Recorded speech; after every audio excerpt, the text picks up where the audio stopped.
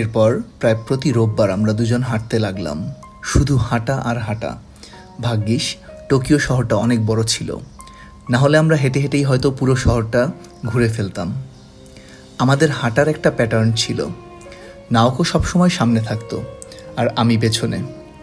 যদিও দুজন মানুষ যখন একসঙ্গে হাঁটে তাদের পাশাপাশি হাঁটার কথা। ওর অনেকগুলো চুলের ক্লিপ ছিল বোধহয়, ডান কানটা খোলা রেখে ও চুলে ক্লিপ লাগাতো। আমি পেছন পেছন হাঁটতাম আর ওকে দেখতাম। মাঝে মধ্যে কথা বলতে চাইতো, তখন রুমাল দিয়ে মুখ মুছতো আর চুলের ক্লিপ ধরে নাড়াচাড়া করত। আমার কাছে পুরো বিষয়টাই অসম্ভব মিষ্টি মনে হতো। আমি ওর ওই ছোট ছোট কিউট অভ্যাস আগে কখনো খেয়াল করিনি, এখন খেয়াল করলাম আর একটু একটু করে আরও বেশি পছন্দ করতে শুরু করলাম।